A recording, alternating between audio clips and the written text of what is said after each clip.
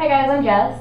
And I'm Kirk. And welcome to this week's PvP, aka Point versus Point. And this week we're going to be discussing Call of Duty, since, as you know, CallOfDuty.com says they're going to be doing some big announcement on May 1st. We're pretty sure it's going to be the next Call of Duty game, so we're just going to discuss the series and, what we like or don't like about it, whether or not we're going to be playing it. Can't wait.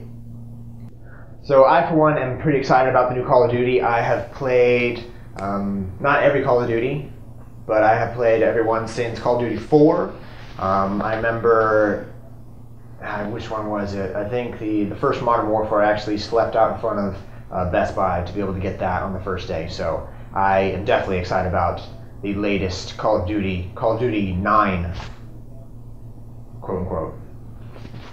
I, on the other hand, am much less of a Call of Duty fan. I dabbled in Modern Warfare 2, I picked up Black Ops just to see, and I didn't really like either of them. I think there are better shooters out there. I'm more of a fan of the Battlefield series, and especially Black Ops I just thought was a big disappointment. So since people are speculating that the big announcement is going to be Black Ops 2, I think that I'm definitely not going to be picking up the next Call of Duty, and I kind of don't really know why they keep making Call of Duty games. Well, Jess, they keep making Call of Duty because people keep buying them. I could play Call of Duty for 23 hours straight, and that last hour, well, that's for cereal. So I think if it takes you an hour to eat cereal, there might be something wrong with you, but that's a different issue. Anyway, as from a business standpoint, I can see that it does make sense that since people keep buying Call of Duty, they keep making Call of Duty games. But I think it is kind of a logical fallacy to assume that just because something's popular, it is good. I mean, look at Nickelback, for example. Sure, but some things are popular because they're good. Take a look at Cinnamon Toast Crunch. Nutritious, very tasty, and super good. Tasty and good, yeah.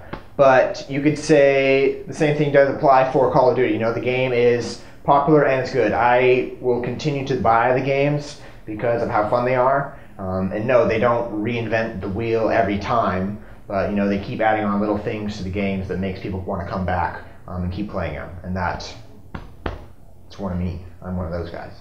Again with the cereal references. Now, I'm not saying that Call of Duty has to reinvent the wheel. I mean, in the end, it's going to be a first-person shooter. It's shooting from a first-person perspective. There really are only so many things you can do, but I'd like to see Call of Duty do a few more of them. I mean, it seems like it's just the same game with new skins and new maps and maybe a new perk here or there, but a lot of times they end up taking away the good perks, so why even bother buying them from now on? Sure, the games are very similar, but that's because they found a formula and they are sticking to it. Much like Cheerios, it's been the same for thousands of years, and people are going to still keep buying Cheerios.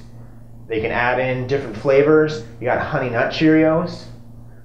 Just like Call of Duty, they're going to add in a little extra flavor for this new game. So that's why I'm going to keep going out and buying it, because I want to see that new flavor.